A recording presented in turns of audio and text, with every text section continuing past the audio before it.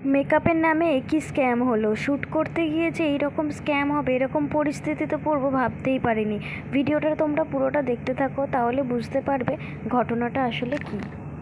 Hey guys, welcome back to my channel. আজকে আমি যাচ্ছি একটা আলাদা শ্যুটে। আজকে যাচ্ছি হচ্ছে টলিগঞ্জ কুদঘাটে। তো চলো ওখানে যাওয়া যাক। এখন আমি বাসে উঠে পড়েছি। ময়দান থেকে বাসে করে যাব ধর্মতলা থেকে মেট্রো করে যাব হচ্ছে টলিগঞ্জ। তো চলো যাওয়া যাক, সব আপডেট তোমাদের দিতে থাকছি, তো দেখতে থাকো।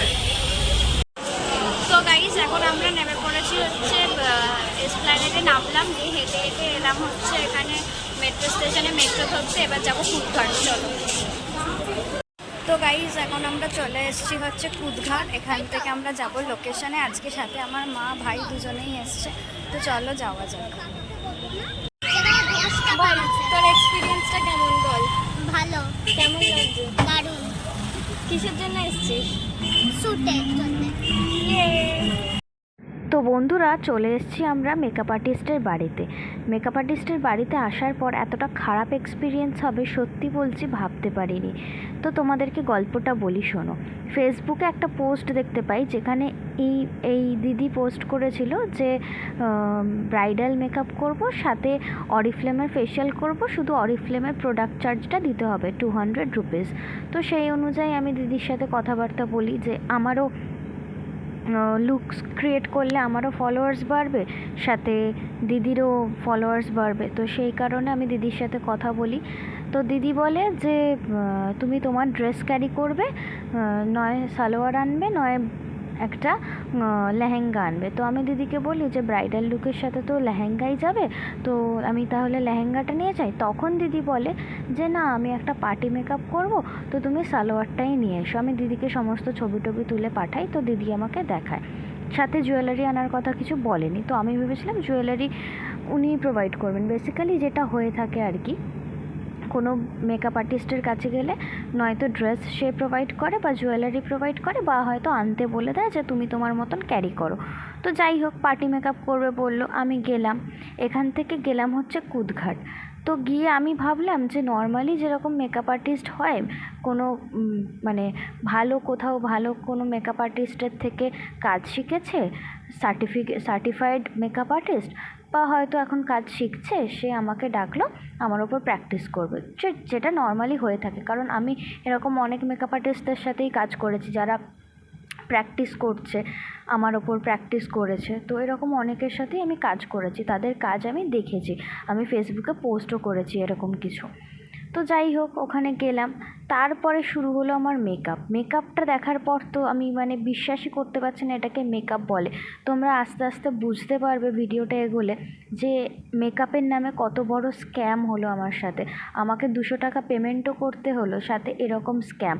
আমি জানি না প্রথমেই কে মাস্কারা লাগিয়ে দেয়। এখানে দিদি আমার চোখে মাস্কারা লাগাচ্ছে।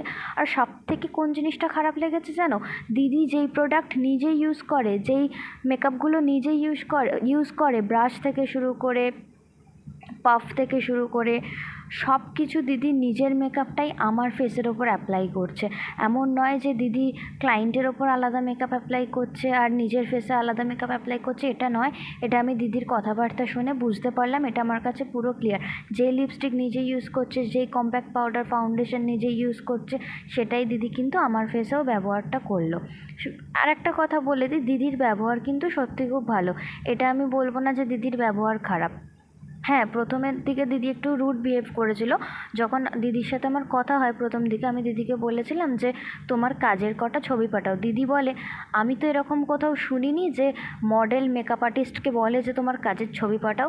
আরে বাবা, মেকআপ আর্টিস্টও মডেলকে বলতে পারে যে তুমি তোমার কাজের ছবি পাঠাও, আর মডেলও মেকআপ আর্টিস্টকে বলতে পারে যে তুমি তোমার কাজের ছবি পাঠাও। তবে তো আমি ভরসা করে কাজটা করতে যাব, তাই না? এটা তো স্বাভাবিক ব্যাপার। তোমরাই বলো আমি কি কোথাও ভুল বলছি কথাটা? কিন্তু আমার সাথে যে এরকম একটা খারাপ এক্সপিরিয়েন্স হবে আমি ভাবতে পারিনি। সব কিছু ঠিক আছে, আমি মেনেও নিলাম যে দিদি হয়তো মেকআপ করতে পারে না বা এমন কারোর কাছ থেকে মেকআপ শিখছে। আমি দিদির ভুল বলছি না, হয়তো এমন কারোর কাছ থেকে মেকআপ শিখছে যে মেকআপ করাতে পারে না। তুমি দেখো আমার মেকআপটা এইটা দাঁড়িয়েছে। আমি জানি না আউটসাইড আইকে শিমার টাইপের আইশ্যাডো ইউজ করে। শিমার টাইপের আইশ্যাডো তো সবসময় ভেতর দিকে ইউজ করতে হয়, তাই না? আর এখানে দিদি আমার হেয়ার স্টাইল করছে, দেখো জাস্ট হেয়ার স্টাইলটা দেখতে থাকো। আমার কিছু নিজের বলার নেই, তোমরা বাকিটা নিজেরাই বুঝে নাও যে আমার সাথে কতটা কী হয়েছে। এটা হচ্ছে আমার হেয়ার স্টাইল, না তো আমাকে কোনো জুয়েলারি দিয়েছে না কিছু। আর ওখানকার সিটিং অ্যারেঞ্জমেন্ট খুবই খারাপ অবস্থা, মানে একটা রুমের মধ্যে সব কিছু ঠিক আছে, সেটা মানা যায়, সেটা নিয়ে আমি কিছু বলছি না। এখানে লিটারালি আমার হাসি পেয়ে যাচ্ছিলো আমার মেকআপটা দেখে। যাই হোক, আমি বেশি কিছু বলতে চাই না। এই হয়েছে আমার টোটাল অল ওভার এক্সপিরিয়েন্স। তবে একটা কথা বলবো, দিদির ব্যবহার কিন্তু ভালো, দিদির ব্যবহার কিন্তু খারাপ নয়, এইটুকু আমি বলতে পারি। তো এই দেখো এখানে আমার হেয়ার স্টাইলটা চলছে, আমি আর কিছু বলতে চাই না। এই হচ্ছে আমার টোটাল হেয়ার স্টাইলটা, তোমরা দেখতেই পাচ্ছ। এরপরে স্টার্ট হবে আমার ফেসিয়ালটা দিদি মোটামুটি ভালোই করেছে, মিথ্যে কথা বলবো না, ফেসিয়ালটা খারাপ করেনি, ফেসিয়ালটা ভালোই করেছে। কিন্তু যেভাবে ফেসিয়ালটা করছিল সেইটার প্রসেসটা আমার একটু কষ্টদায়ক লেগেছে, কারণ আমার ঘাড়টা এমন মানে পজিশনে ছিল যে প্রচণ্ড আমার ঘাড়টায় ব্যথা করছিল, আর কিছুই না। তো এখানে দেখো আমার ফেসিয়াল হয়ে গেছে, ফেসিয়ালটা দিদি ভালোই করেছে, মিথ্যে কথা বলবো না। আর এখানে আমার মা 200 টাকা দিদিকে দিয়ে দিচ্ছে, তো তারপর আমরা এখান থেকে বেরিয়ে যাবো। আমরা মেকআপ আর্টিস্টের বাড়ি থেকে এইমাত্র বেরোলাম।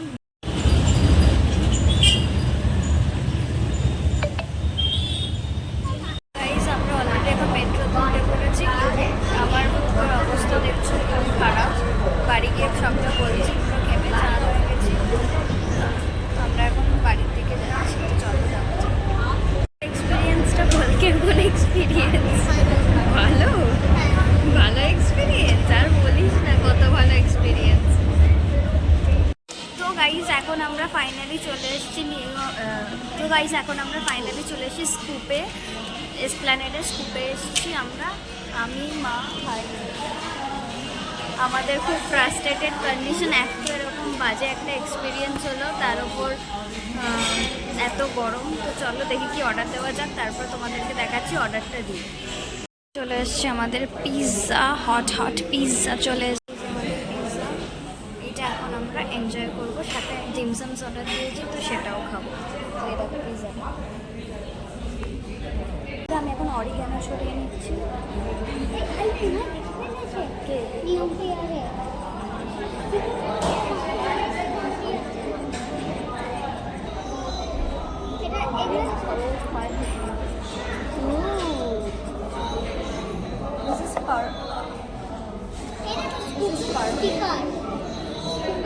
প্লেট নেই।